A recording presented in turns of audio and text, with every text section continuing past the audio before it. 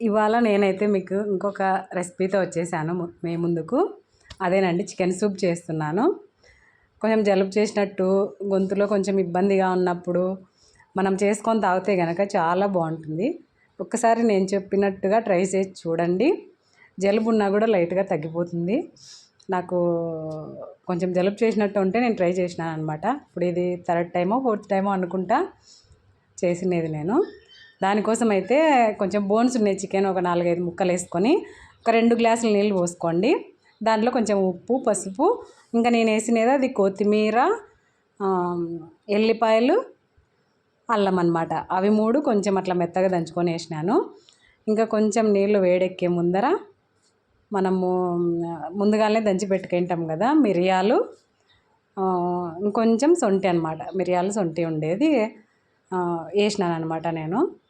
ఇదైతే 2 గ్లాసులు నీళ్ళు వేసినాం కదా మనము, అవి 1 గ్లాస్ అయ్యేంత వరకు బాగా చిన్న మంట మీదనే బాగా ఉడకనియల్లా. మనం దీంట్లో ఆయిల్ ఇట్లా ఏమి వేయకూడదు, ఓన్లీ ప్లెయిన్ వాటర్ అనమాట. అది నూనె కూడా చికెన్లో నూనె వచ్చేసింది చూడండి ఆ నీళ్ళల్లోకి. టేస్ట్ అయితే కనుక మనం అనుకుంటాం నీసు వాసన వస్తుందేమో, చికెన్ కదా మటన్ కాదు కదా అని.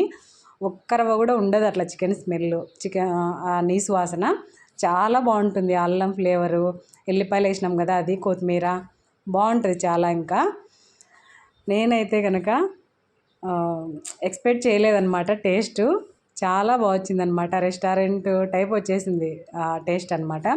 లాస్ట్కి మిరియాలు వేసినాం కదా, ఆ ఘాటు తెలుస్తుంది బాగా. వాయిస్లో కొంచెం గొంతు రాసినట్టు ఉన్నా కూడా ఇది తాగితే చాలా బాగుంటుంది. ట్రై చేయండి. ఇప్పుడు వానలు పడుతుంటాయి కదా, అప్పుడు చాలా బాగుంటుంది. ఒక 2-3 ముక్కలు వేసి చేసుకుంటే అయిపోయి చికెన్ తెచ్చుకునేప్పుడు. ఇదేంటబ్బా కార్తీక మాసంలో కూడా వీళ్ళు చికెన్ తింటున్నారే అని ఏమి అనుకోకండి. మేమైతే తింటాము. మాఘమాసం ఒకటే మేము తినండి. వీడియో నచ్చితే లైక్ చేయండి. Thank you.